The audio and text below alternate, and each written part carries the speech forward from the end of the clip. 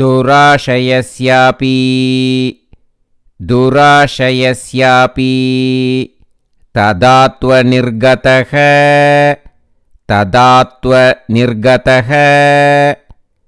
त्वदीयनामाक्षर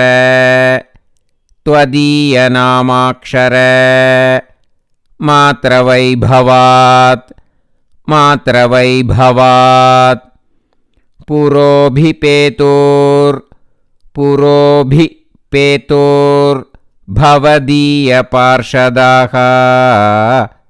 भवदीयपार्षदाः चतुर्भुजाः पीतपटामनोहराः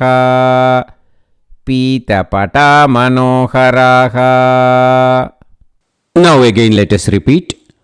दुराशयस्यापि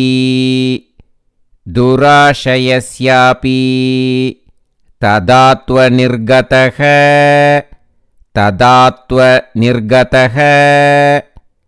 त्वदीयनामाक्षर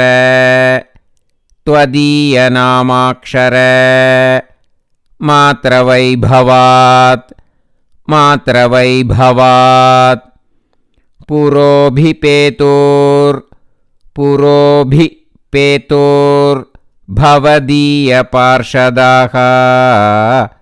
भवदीयपार्षदाः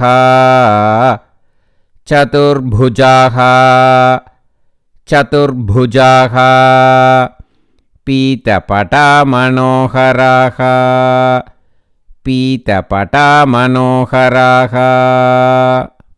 Now let us sing line by line slowly. दुराशयस्यापि तदात्वनिर्गतः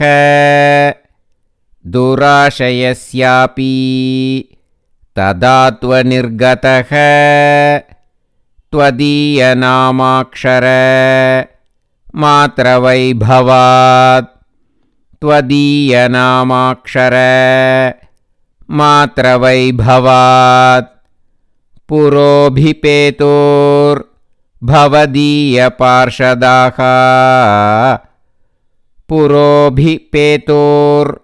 भवदीयपार्षदाः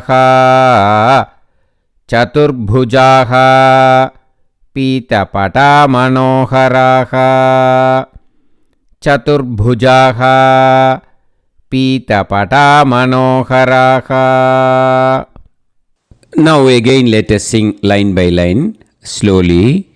दुराशयस्यापि तदात्वनिर्गतः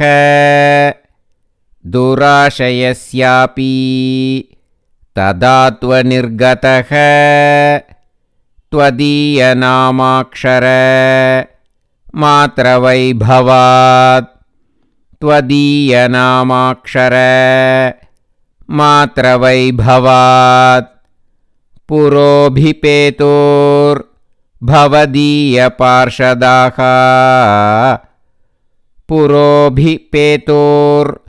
भवदीयपार्षदाः चतुर्भुजाः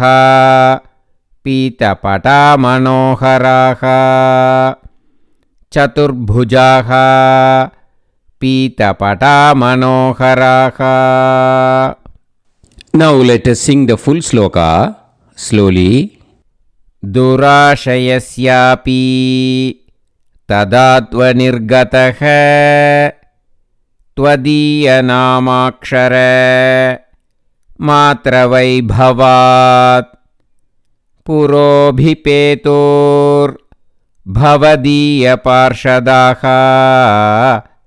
चतुर्भुजाः पीतपटामनोहराः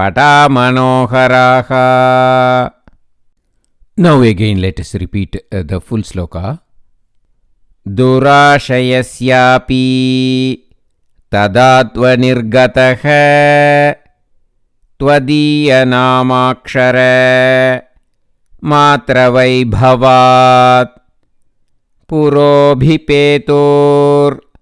भवदीयपार्षदाः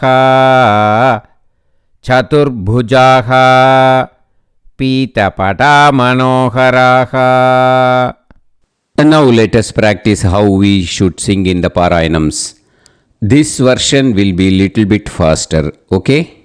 दुराशयस्यापि तदाध्वनिर्गतः त्वदीयनामाक्षरमात्रवैभवात् पुरोभिपेतुर्भवदीयपार्षदाः चतुर्भुजाः पीतपटामनोहराः सर्वत्र गोविन्दनामसङ्कीर्तनं गोविन्द गोविन्द गुरुवायूरप्पा चरणम्.